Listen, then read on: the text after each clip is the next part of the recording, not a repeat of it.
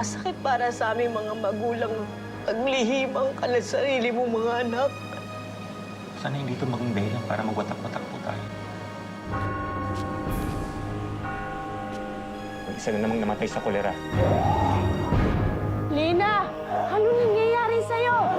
Lina! Lina! Lina! Ay, Diyos ko, Yosef! Lina! Santissima, inistorbo ninyo ang aking pamamahinga dahil lamang sa isang alipin? Hindi ko magagawa yan. Karapatan mo nga naman, oo.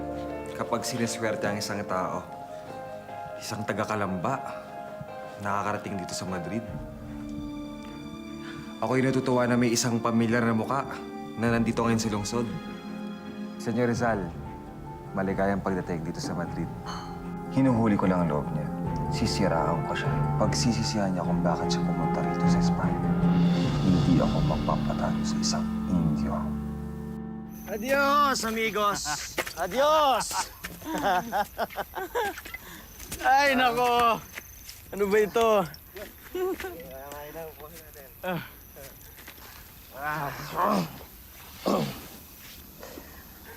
Naninibago ka sa kalayaan, ano, Pepe?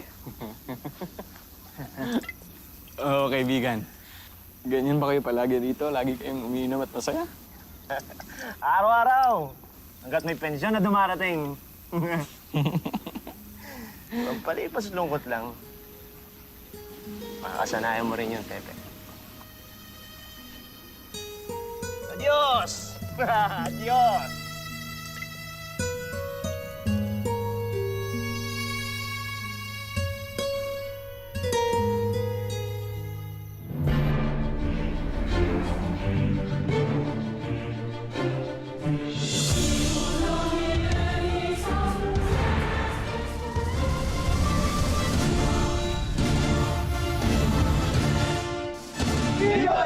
Malayang pagtuturo at pag-aaral. Ipaglaban ang kalayaan ng bawat guro at mag-aaral na maipaiwatig nila ang kanilang mga ideya at opinyon. Hindi ba't maestro kayo sa kasaysayan? Kasama rin natin si Don Moraita sa sirkulo. Tingnan mo nga naman ang pagkakataon. Viva la libertad! Viva la libertad! Viva la libertad! Viva la libertad! Viva la libertad! Viva la libertad! Viva la libertad! Ito may Indio. Kala mo lang ako nakatungtong sa kalabaw. Nako, pabayaan mo na siya.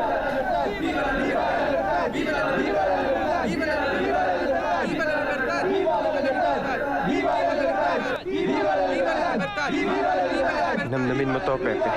Walang ganito sa Pilipinas.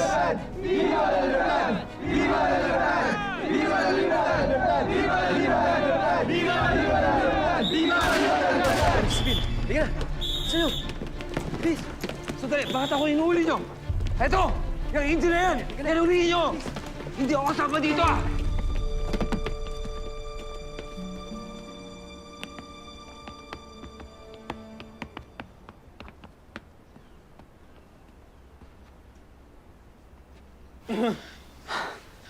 Dito muna tayo magpalamig, Pepe.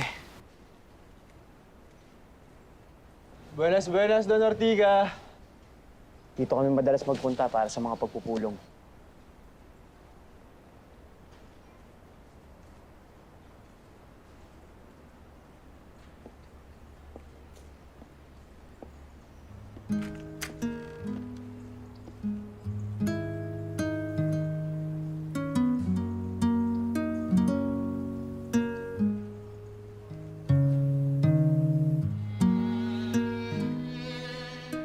Por favor, entrar.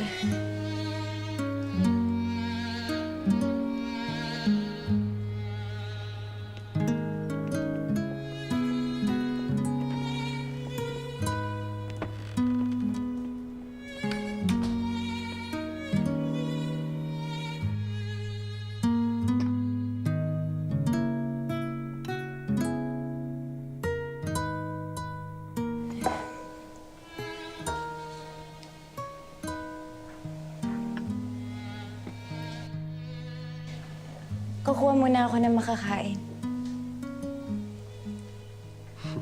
Gracias, Señorita Consuelo.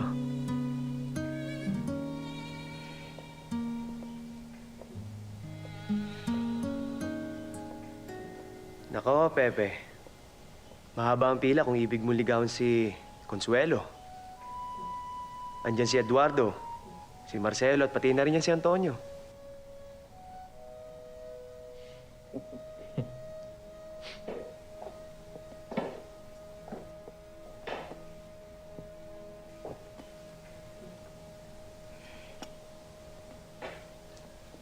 Mga Ginoo, anong may paglilingkod ko? Buenos dias, Don Ortiga. Bagong salta po sa Madrid si Jose Portasio Mercado Rizal. Tubong Kalamba. Pepe, ito si Don Ortiga. Ang dating alkalde ng Maynila at kumakatawan sa Pilipinas para sa imperyo ng Espanya. Kinagagala ko po kayo makilala, Don Ortiga. Ako rin, Pepe.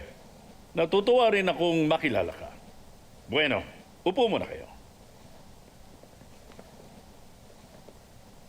Kanina po ay nagbibigay na maaanghang na talumpati si Don Moraita. Maya-maya pa ay nagpakawala ng putok ng pistol ang mga pulis. Dinakip ang mga estudyante at pinagbabaston. Nako po, Don Moraita, talagang madugo kanina. Mabuti nga po't mabilis kami nakasibat. Ewan lang po namin kay Benchito Monteverde. Nahuli siya kanina. Si Benchito baka mo na isang Kriole? Huwag mong alalahanin yun.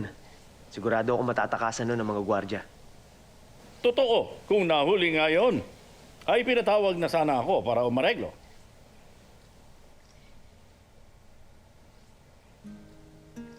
Siya nga pala, iho, nagkakilala na ba kayo ng aking anak? Hindi ba po? Siya si Señorita Consuelo. Iha Mia Consuelo. Si Pepe. Taga Kalamba.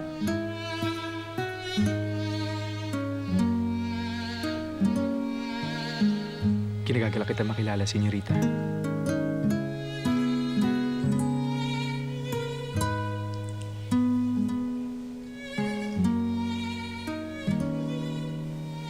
Ano nga pala ang inyong kursong kinukuha, Pepe? Medisina at filosofiya at letra po. Abay, matalino at masipag pala ang batang ito. Tunay kang isang ilustrado. Salamat po. Ituring mo rin akong ama mo dito sa Madrid. Salamat po.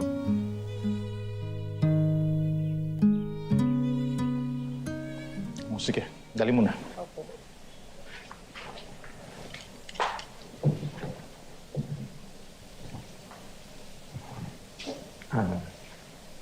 Tay, patuloy po pag-angkat ng asukal dito sa Pilipinas. Buwan-buwan tayo nagbababa ng presyo para lang po may laban sa merkado. Hindi kaya malugi tayo niyo? Nakapagpadala ka na pa ng pera sa iyong kapatid. Opo, tay. Mabuti. Siguraduhin natin hindi magugutom si Pepe. Di bali tayo nang magdindi ng asin. Sige po. Yung kalahati na natitirang sarapi, ibili mo ng 2 inahing pabo. Pararamihin natin. Hindi na natin maasahan ang tubuhan.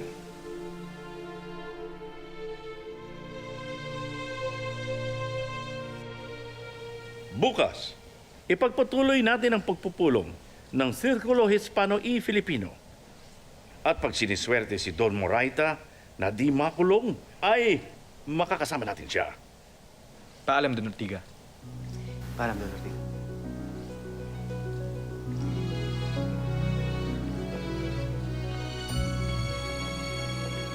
Mukhang sinuswerte ka talaga, Pepe.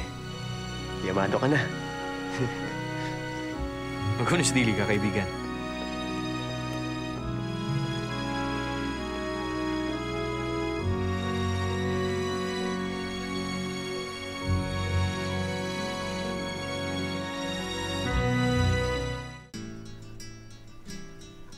Napakahusay ng mga arkitektura dito, Sr. Pedro. Oo nga, pero kayo na pa ako naiinip. Wala pa si Pepe hanggang ngayon. Marahil parating na yun. Matagalan lamang na siguro sa kanya pagsusulat. Ito na pala. Anong nangyari? Napakataas naman ang singil dito sa pagpapadala ng pera. Nagpadala ang Kuya Pasiano ko ng 200 piso at 8 ang kaltas. Sabihin mo sa Kuya Pasiano mo, sa Chartered Bank of India, o kaya sa China. Mas bababa ang presyon ng mga bangkong Asiano. Masama? O paano? Magkita-kita na lang tayo mamayang gabi. O, saan naman? Maglalaro tayo ng baraha sa dating tagpuan. Pagpamuhan ninyo, pero hindi talaga ako nagsusugal. O siya, sabahan mo ang lungkot ngayong gabi, Pepe. Hasta luego, Pepe. Adios.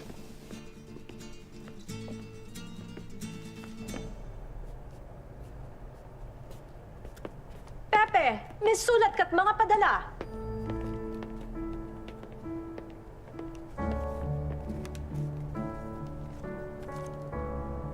Abay, ang dami pala nito.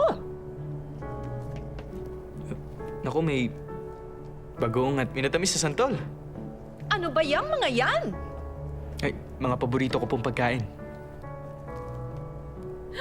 Kaya horror! Ay, ipagpaumanin niyo po. Hay, hala!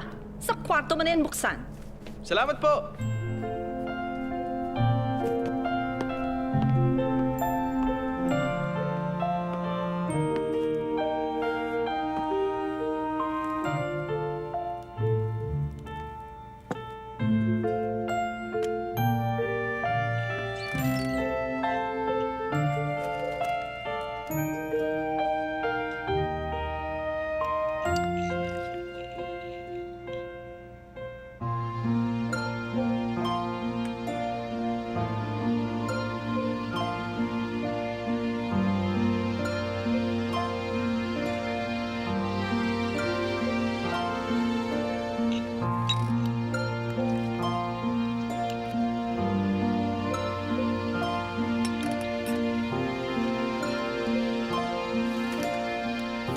Mahal kong kapatid, ipagpaumanhin mo kung naantala ang pagpapadala ko ng pera sa iyo.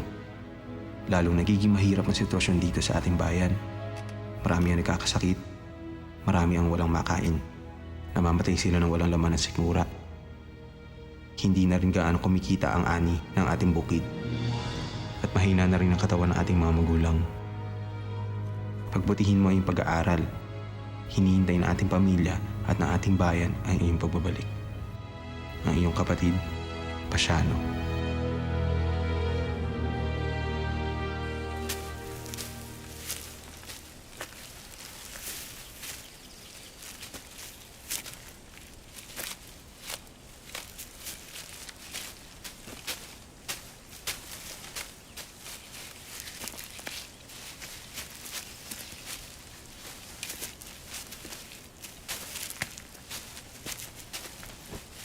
Magpahinga muna kayo.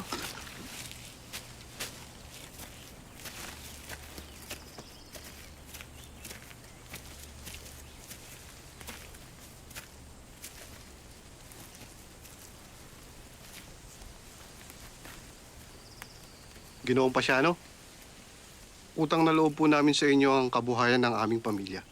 Naway ang Diyos na lang pong bahalang gumanti sa inyong mabuting kalooban, Senyor. Eh ano pa ba? Dapat magtulong-tulungan tayo dito. Maraming pong salamat. At isinaalang-alang po ninyong hindi tumaob ang aming mga kaldero. Sa kabila ng pagbagsak ng mga asukal.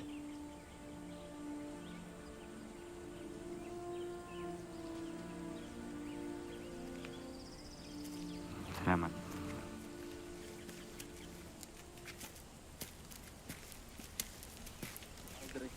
Lumayo ka sa daan ko!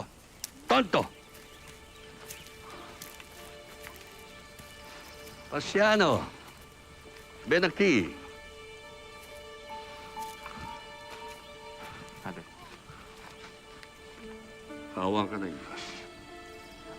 Pasiano. Ipinapalam ko lamang sa iyo na sa buwang ito, itataas ko ng 30% ang buwis sa mga lupang sinasaka ninyo.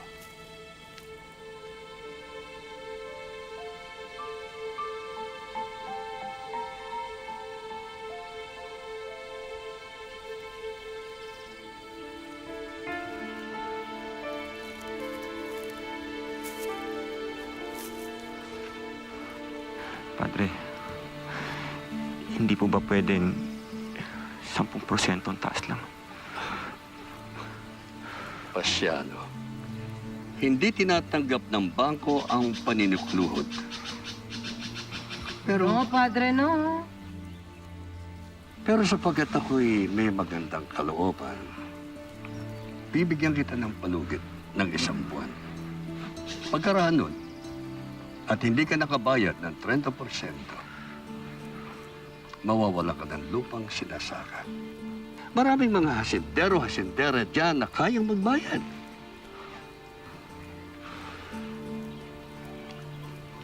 Babalikan kita sa 1 buwan. Nasa sayo. At kung hindi ka makakatupad sa aking sinabi sa iyo, papalisik kita sa iyong lupa.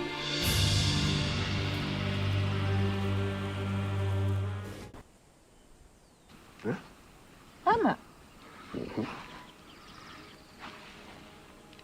Maliwanag sa inyo, mga Indio.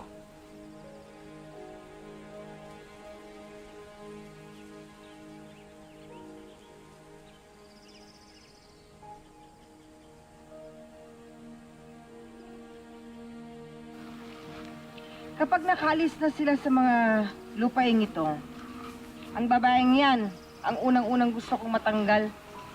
Hindi ko gusto ang pagkakatingin sa akin.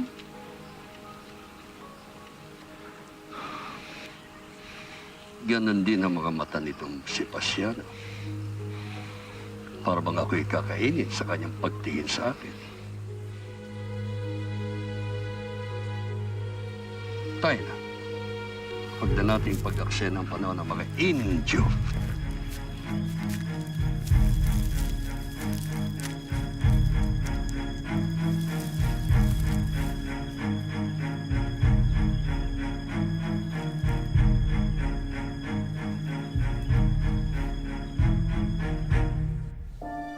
Ako ay halamang bagong umaangat.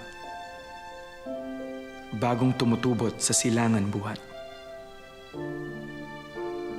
Doon pati hangin ay humahalimuyak. May bango pati na buhay at pangarap. Bayang di malimot sandali mang oras. Ako'y tinuruang kumantang matimyas ng huni ng mga ibong lumilipad at ng mga bukal na lumalagaslas. Gayon din ng ugong ng alon sa dagat. Pagtalsik sa pampang ng mga talampas.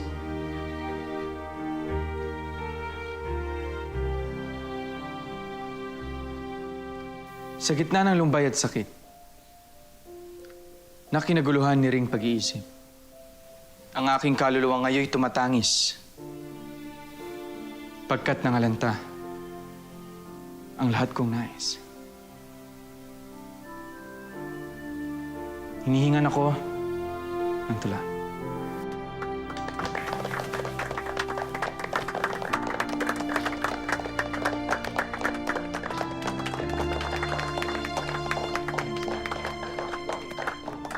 Bueno, Pepe. Sobresaliente.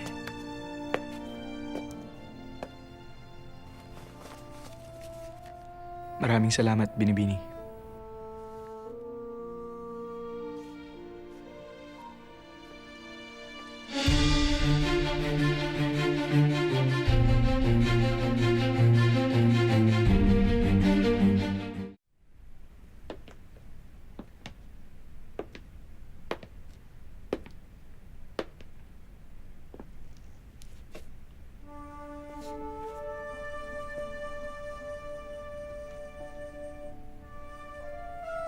Napakagaling ng tula mo kanina. Kahit wala ako sa Pilipinas, napukaw nito ang damdamin ko. Salamat. Kanina'y napakahusay mong magsalita. Bakit ngayon nauutal ka na? Kung sabihin ay... Oo nga, nakakapukaw nga. Ano? Anong pumupukaw? Yung yung kagandahan. Ito'y parang isang preskong simoy ng hangin sa silid ng mga kalalakihan na walang ibang alam gawin kundi pag-usapan ang kanilang mga sarili. Kakaiba ka nga, Senyor. Pepe na lang, Senyorita Consuelo. Paumanhin, hindi ako sing bihasa sa mga usaping politikal katulad ninyo. Baka wala akong kalatoy-latoy na kausap. Hindi. Ang totoo niyan, ako ngay minsan nagsasawa sa mga paksang paulit-ulit. Ikaw, Senyorita, ano bang pinagkakaabangan mo ngayon? Sa totoo lang, wala akong ibang gustong gawin kung hindi mamasyal kasama si Brunito. Ang alaga kong aso. Yun pa lang yung hilig. Ako man ay meron ding alagang hayop noon sa Kalamba. Ang pangalan ni Alipato at isa siyang kabayo. Regalo siya sa akin ng aking ama. At sa kanya ako unang natutong sumakay ng kabayo. Hindi ba? Napakasarap ng pakiramdam na nakasakay ka habang kayo tumatakbo. Nararamdaman mo ang hangin sa iyong mukha. Oo. Para kami isang tunay na malaya. Pakasarap balikan ng ganong klaseng pakiramdam. Sa tingin ko ay isa kang romantiko. Senyor.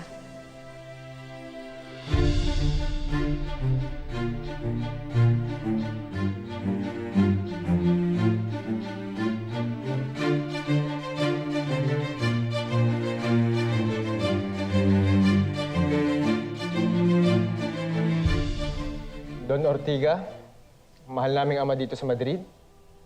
Don Moraita. At sa lahat ng mga ilustradong naririto ngayon. Yaman din lamang na marami tayong manunulat. Minumungkahi kong gumawa tayo ng sirkulasyon ng Sirkulo Hispano y Filipino. Tama. Mag-ambag-ambag tayo sa pagpapalimbag ng pahayagan. Ipaalam natin sa Pilipinas ang mga kaganapan dito sa Espanya. Ang Cuba at Puerto Rico na kolonya ng Espanya ay ngayon ay kasali na sa saligang batas na di hamak na may karapatan at tinig sa hari. Kung nagagawa to ng mga dugong Espanyol sa kani-kanilang mga inang bayan, magagawa rin natin ito.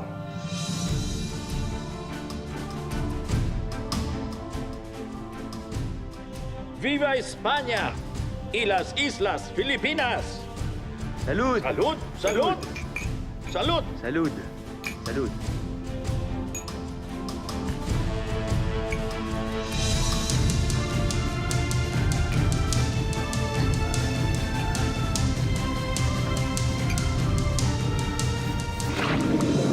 Bala ko talaga magpatayo ng sarili kong klinika pagka-uwi ko sa ating bayan. Ngunit cancer na talaga ang sakit ng Pilipinas. Si Crisostomo Ibarra ay isang binatang Filipino na pinag-aral ng kanyang ama sa Europa. Pagkatapos ng 7 taong pamamalagi roon, ay nagbalik ito sa Pilipinas.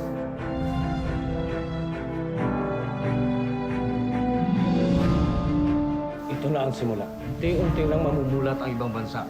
Sa paglapastang ginagawa ng inang Espanya sa kanyang mga anak sa Pilipinas. Nalalapit na ang pagbabago.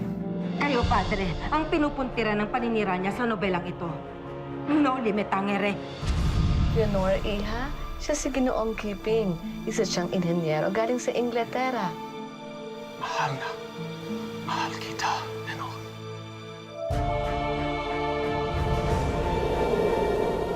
Kahit harangan pa ako ng 1,000 gwardya sibil, haharapin ko sila. Magkasama lang kaming dalawa.